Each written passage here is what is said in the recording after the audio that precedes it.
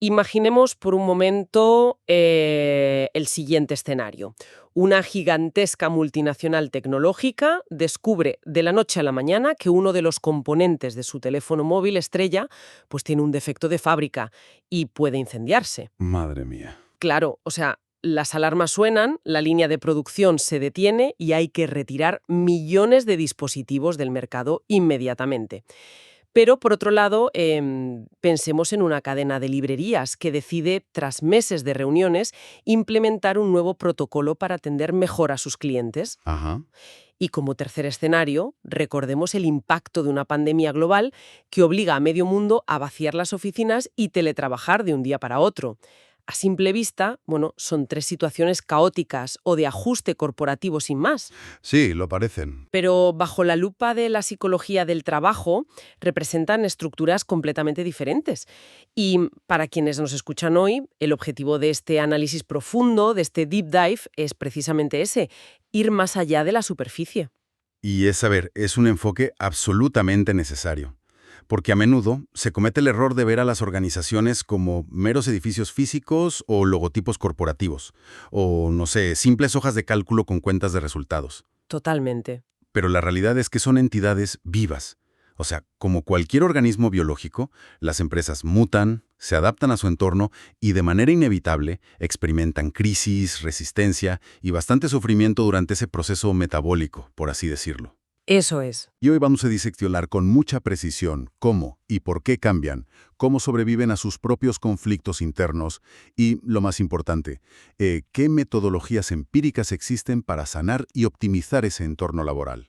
Que además todo esto entronca perfectamente con la filosofía de alto rendimiento de SciMap, porque aquí no se busca ofrecer resúmenes superficiales ni leer una lista de conceptos de memoria. Exacto, de eso huimos. Claro. El objetivo es entender el engranaje profundo bajo la premisa de aprender haciendo y entender para no memorizar. Si logramos que la audiencia comprenda la estructura lógica de por qué una empresa colapsa o prospera, la memoria simplemente acompañará al raciocinio. Así debería ser siempre. Así que empecemos por la anatomía de ese cambio. La literatura científica deja muy claro que las razones para cambiar son infinitas, desde buscar más competitividad hasta adaptarse a nuevas leyes o fusiones, globalización. Pero claro, no todos los cambios son iguales. En absoluto, ¿qué va? Para no perdernos en un mar de anécdotas, la psicología del trabajo estructura cualquier cambio organizacional basándose en dos dimensiones fundamentales. ¿Vale? La primera es muy intuitiva, que es el grado de planificación. Básicamente, hay que preguntarse si este cambio ha sido originado desde dentro, con el propósito deliberado de mejorar una situación, o si es un cambio no planificado. Impuesto desde fuera. Exacto, impuesto por acontecimientos externos que obligan a la empresa a una adaptación forzosa, casi de supervivencia. Claro, esa es la chispa inicial. Pero la segunda dimensión, la magnitud del cambio, es donde creo que la cosa se pone verdaderamente interesante. Porque aquí es donde se separan las aguas entre los llamados cambios de primer orden y los de segundo orden. Eso es vital entenderlo. Sí. Para que la audiencia lo visualice, un cambio de primer orden es aquel que afecta a un área determinada, a un departamento o a una característica muy concreta de la empresa. Sin embargo, la esencia, el paradigma básico de funcionamiento de la organización permanece intacto, o sea, el ADN de la empresa no muta. Exactamente. Y en contraposición, un cambio de segundo orden es radical. Es una alteración cualitativa de la base misma del funcionamiento. Es multidimensional. Totalmente multidimensional, y afecta a todo el sistema. Una vez que una organización cruza la línea de un cambio de segundo orden, es, a todos los efectos, una empresa distinta a la que era ayer. Vale, a ver si logro aterrizar esto combinando ambas dimensiones. Si cruzamos la planificación con la magnitud, obtenemos 4 escenarios posibles. El primero sería un cambio planificado y de primer orden. Es lo que se conoce como un cambio de desarrollo, ¿verdad? Así es. O sea, una iniciativa interna, acotada, como el ejemplo de la librería mejorando su atención al cliente, o el clásico caso documentado de empresas como Fnac afinando sus protocolos de ventas. Todo está bajo control. Sí, bajo control. El segundo escenario surge cuando el cambio sigue siendo de primer orden. Es decir, no altera el ADN de la empresa, pero ojo, no es planificado. Es el cambio evolutivo. Ah, claro. Es una reacción a un imprevisto. Aquí encaja perfectamente el ejemplo inicial de la multinacional tecnológica, como ocurrió con el famoso caso de Samsung y sus baterías defectuosas. Nadie en la empresa planeó ese fallo. Tuvieron que cambiar un componente a toda prisa. Pero la compañía siguió fabricando teléfonos bajo la misma filosofía corporativa.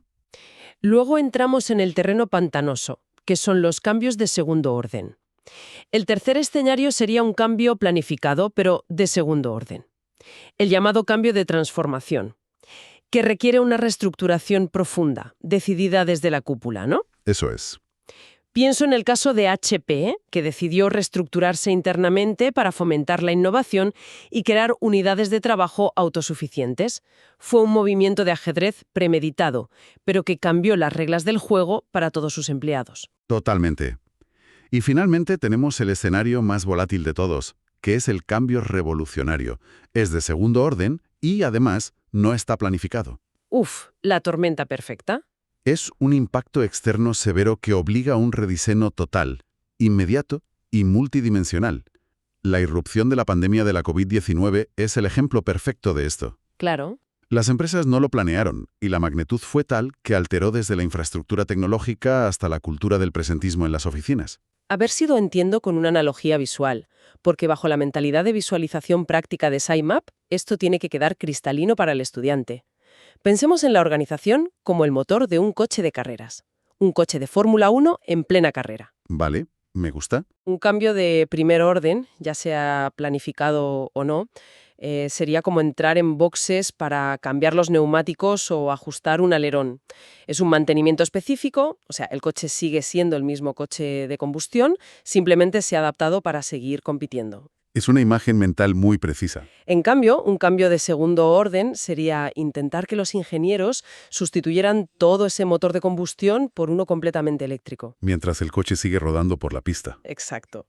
A 300 kilómetros por hora. El riesgo sistémico de que todo salte por los aires es altísimo. Y ese riesgo de que todo salte por los aires ocurre por un motivo estructural que cualquier persona que analice esta materia debe grabar a fuego, que es la interdependencia de las variables organizacionales. Fíjate, eso es clave. Porque una organización no es un bloque sólido.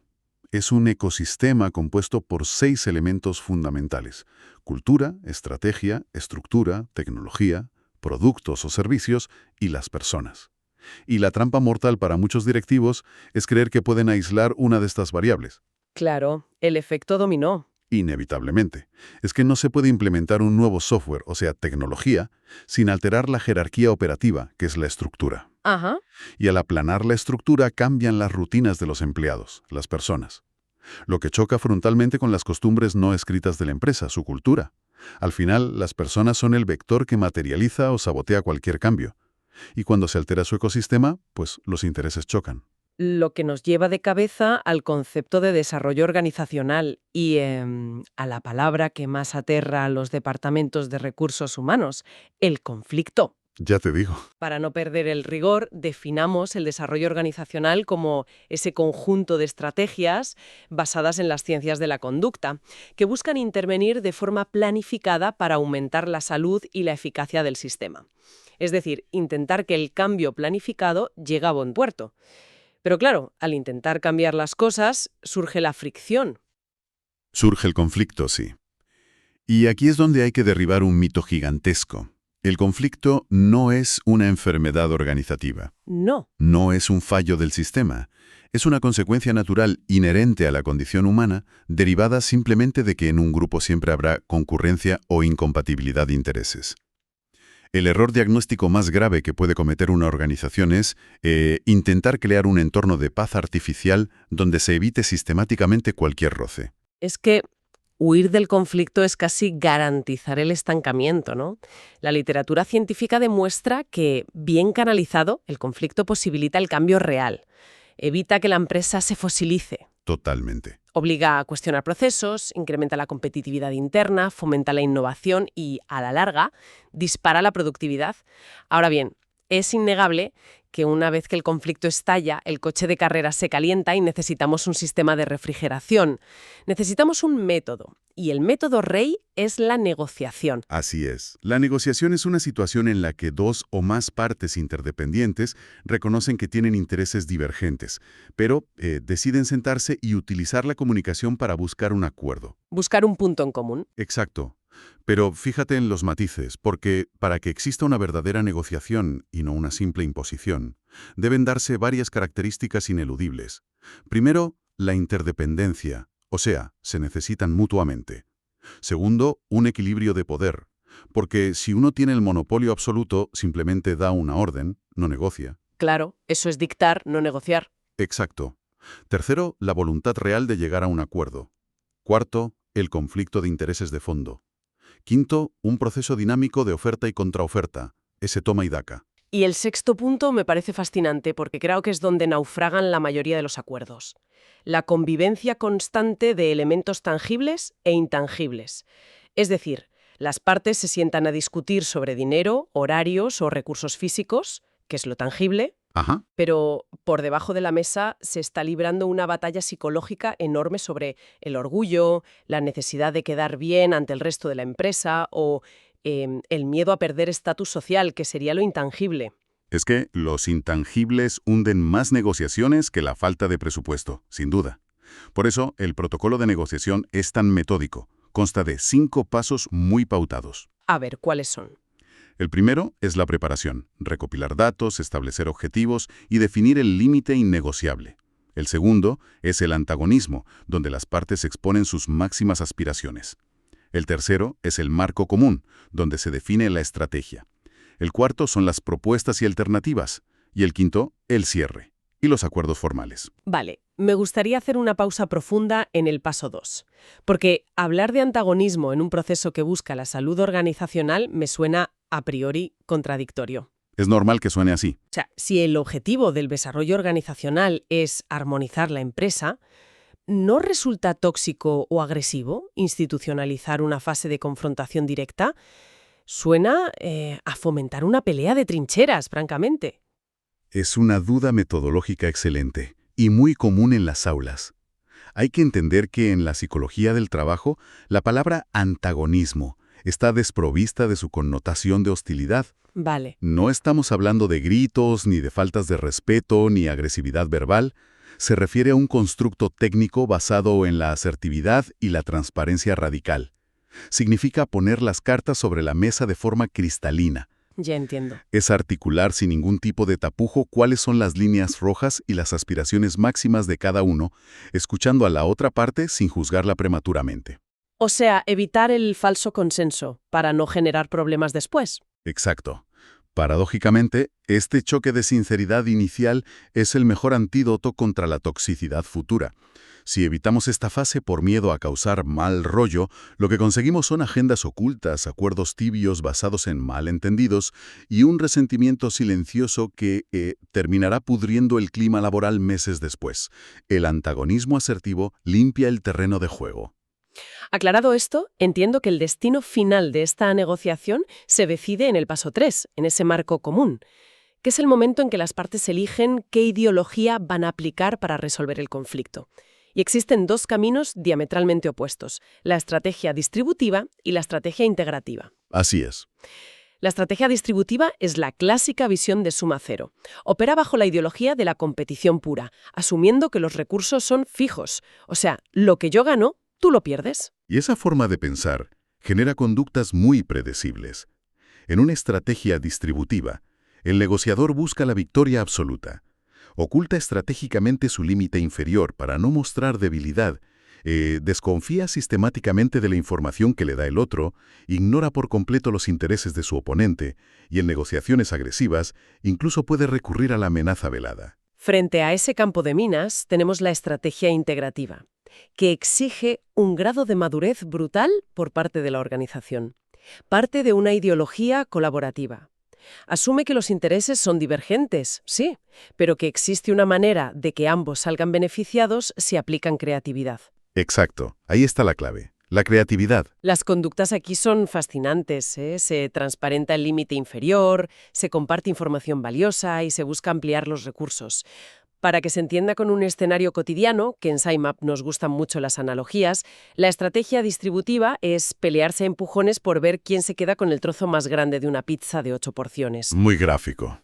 Pero la estrategia integrativa ocurre cuando ambas partes detienen la discusión, analizan por qué ambos tienen tanta hambre y deciden ir juntos a la cocina para hornear una pizza del doble de tamaño. Esa metáfora capta a la perfección la esencia de la ampliación creativa de los recursos. Y según la estrategia que se adopte, la organización se enfrentará a uno de los 4 resultados posibles de la negociación. ¿Cuáles serían? El lema de la victoria es que engendra al perdedor. Y el perdedor acumula resentimiento para la próxima vez. Claro, pan para hoy y hambre para mañana. Eso es. El segundo resultado es el punto muerto, que es letal porque dinamita la confianza operativa. El tercero es el acuerdo de compromiso, donde ambos ceden terreno y se llega a un término medio. Que suena bien sobre el papel, pero a menudo deja a ambas partes insatisfechas porque, nadie consigue lo que realmente necesitaba. Exactamente, es una solución de parche, lo que nos lleva al cuarto resultado, que es el clímax del desarrollo organizacional, el acuerdo integrativo. El ideal. Es el mejor final concebible. Satisface de manera genuina las motivaciones subyacentes de todas las partes. Genera acuerdos estables a largo plazo y fortalece la relación laboral. Pero, y aquí hay que poner un toque de realismo. La investigación también advierte de que es extraordinariamente difícil de alcanzar. ¿Por qué? Pues por 2 grandes motivos. Primero, porque la equidad es subjetiva. O sea, lo que a uno le parece un trato justo, al otro le puede parecer un insulto camuflado. Desde luego. Y segundo, porque a veces la metáfora de la cocina falla. A veces los recursos financieros o materiales son efectivamente escasos. No siempre hay ingredientes para hacer una pizza más grande, por mucha creatividad que se le ponga. Es un baño de realidad necesario. Ahora bien, fijémonos en que todo lo que hemos debatido hasta este punto, la gestión del cambio, el conflicto, la negociación, asumen una postura reactiva. Sí. Destruir la oficina. Pero bajo el principio de entender la maquinaria para optimizarla, surge una pregunta obligada. ¿Cómo auditan las organizaciones sus propias entrañas? ¿Qué herramientas diagnósticas existen para detectar fricciones latentes antes de que se conviertan en crisis? Esa es la clave de la prevención corporativa. Y para ello se emplean herramientas de intervención de alto nivel. La primera que me gustaría desgranar es el Survey Feedback, o retroalimentación basada en encuestas. Y cuidado, porque no hablamos de pasarle un formulario de Google a la plantilla para ver si están contentos con la máquina de café. No, ni mucho menos. Es una técnica de comunicación bidireccional profundamente estructurada, cuyo fin es optimizar el desempeño y el bienestar. Y se sustenta en un protocolo inquebrantable de 8 pasos. Y el orden de esos factores sí altera el producto, ¿eh? Empieza con una fase de difusión interna, una especie de, digamos, campaña de marketing para que toda la plantilla entienda por qué se va a hacer esto. Vital. Luego viene la evaluación, la recolección de datos sobre demandas y recursos. El tercer paso es convocar sesiones grupales oficiales. Que nos lleva al cuarto, que creo que es el núcleo de la herramienta, ¿no? La realización de la sesión en sí. Exacto. Porque aquí los empleados no solo se quejan, rellenan matrices identificando incidencias completas, buscando causas lógicas y, esto es vital, proponiendo planes de acción con plazos y responsables asignados. El quinto paso es presentar esto de forma transparente a los directivos. Y aquí llegamos al paso 6, que es el abismo donde caen la inmensa mayoría de las empresas, la puesta en práctica. La evidencia científica es demoledora en este punto. Recolectar toda esta información, generar expectativas en los empleados, hacerles debatir sobre cómo mejorar la empresa, para luego devolverles un informe final sin un plan de acción ejecutable, es peor que no haber hecho nada. Anula por completo la eficacia. Claro, anula la eficacia de la técnica y fomenta el cinismo organizativo, que es lógico. El paso 7 sería el seguimiento de esas acciones y el 8, el informe final formal. Cuando se hace bien, el Survey Feedback democratiza el liderazgo y otorga a los empleados una fuerte percepción de control. Pero claro, tiene zonas oscuras. Si la fase de difusión falla y no hay confianza previa, la plantilla puede percibir el proceso como una especie de caza de brujas orquestada por la dirección para, encontrar cabezas de turco. Claro, se bloquean. Se bloquean, responden a la defensiva y la herramienta fracasa. Además, desde un rigor analítico a veces es muy difícil medir cuánto de la mejora de la empresa se debe a esta técnica y cuánto a factores externos, como que la economía del país haya mejorado de repente. Frente a ese riesgo evidente de que buscar problemas acabe pareciendo una caza de brujas, la psicología del trabajo contrapone una metodología que me parece un cambio de paradigma espectacular: la indagación apreciativa. Maravillosa. En lugar de coger una lupa para rastrear qué está roto, quién tiene la culpa o qué falta en el sistema, la indagación apreciativa hace exactamente lo contrario. Busca descubrir qué está funcionando de manera excepcional dentro de la organización, aislar las razones de ese éxito y sistematizarlo para replicarlo en todas partes. En otras palabras, busca potenciar las fortalezas y no poner tiritas en las debilidades. Es un enfoque metodológico apoyado en el modelo de las 4D. Las famosas 4D. Sí, la primera es descubrir o discover. Mediante entrevistas muy detalladas, se rastrean los picos de excelencia histórica de la organización. Se pregunta a los empleados por los momentos donde se sintieron más orgullosos de su trabajo. ¡Qué potente! La segunda es soñar, dream. Se proyecta visualmente un escenario a 3 años vista donde esa excelencia puntual no sea una excepción, sino la norma del día a día. La tercera D es el diseño, design. Se abandona la imaginación para diseñar la arquitectura estructural de la empresa que pueda sostener ese sueño. Bajarlo a la realidad. Sí, exacto. Y la cuarta D es el destino, destiny, la implementación pura, asignando tareas a personas concretas en un tiempo determinado, que es la fórmula TPT. Pero claro, aplicando el pensamiento crítico que nos exige este nivel de análisis en SciMap, surge una objeción casi inmediata, ¿no? Si una empresa está sufriendo, perdiendo cuota de mercado, sus procesos son obsoletos y hay departamentos enfrentados, centrarse única y exclusivamente en repasar los buenos momentos corre el inmenso riesgo de convertirse en un ejercicio de positividad tóxica. Totalmente. Es el miedo habitual. ¿No es esto una forma académica de barrer la basura estructural debajo de la alfombra mientras nos felicitamos por lo bien que hacíamos las cosas en el pasado? Es de lejos la crítica más habitual y requiere una aclaración profunda para la audiencia. La indagación apreciativa no es negacionismo empresarial. Nadie está pidiendo que se ignoren los agujeros del barco mientras entra agua. De lo que se trata es de cambiar el marco psicológico desde el cual se afronta la reparación. Vale. La premisa es puramente conductual. Analizar el fracaso, buscar por qué algo salió mal, consume una cantidad de energía organizativa brutal y levanta muros defensivos de inmediato. Nadie quiere ser el culpable. Claro, el instinto de supervivencia corporativo del que hablábamos. Exacto. Lo que hace esta metodología es utilizar la energía generada por el éxito, la validación, el orgullo, la motivación intrínseca, como una palanca para mover el resto de la estructura. Al centrarse en lo que sí funciona, se crea un efecto de arrastre que termina por absorber y solucionar las áreas deficientes de manera colateral, casi sin fricción. O sea, iluminas lo bueno para que la sombra desaparezca sola. Es la máxima expresión de optimizar la maquinaria apalancándose en su propio potencial demostrado, en lugar de fustigar sus defectos. Madre mía, menudo viaje analítico. Para quienes nos han acompañado en esta disección de hoy, las piezas del puzzle deberían encajar ahora con mucha precisión. Hemos empezado observando a la organización como un sistema vivo, comprendiendo la enorme diferencia entre hacer ajustes de mantenimiento, que son los cambios de primer orden, y alterar el ADN del sistema con todo el riesgo que eso conlleva en los cambios de segundo orden. Así es. Hemos visto cómo la alteración de una sola variable empuja a las demás, detonando un conflicto que, lejos de ser perjudicial, es el auténtico motor de evolución si se gestiona a través de negociaciones integrativas, abandonando la obsesión por la victoria absolutista. Eso es fundamental. Ya sea enfrentando los problemas cara a cara con el survey feedback o utilizando la potente inercia de la indagación apreciativa, comprender el porqué de todos estos mecanismos es la única forma de pasar de ser alguien que memoriza información a un profesional que entiende realmente cómo funciona el mundo laboral. Esa es la frontera entre la simple información y el conocimiento aplicado. Y para cerrar nuestro análisis de hoy, creo que merece la pena lanzar una reflexión al aire, llevando estos modelos corporativos a un terreno mucho más cercano para el estudiante. Me parece perfecto. A ver. Si la evidencia demuestra empíricamente que una metodología como la indagación apreciativa es capaz de reestructurar y salvar enormes corporaciones internacionales, basándose única y exclusivamente en auditar sus fortalezas y sus mejores momentos, cabe preguntarse qué pasaría si cualquier persona que nos escuche aplicara el modelo de las 4D a su propia arquitectura vital.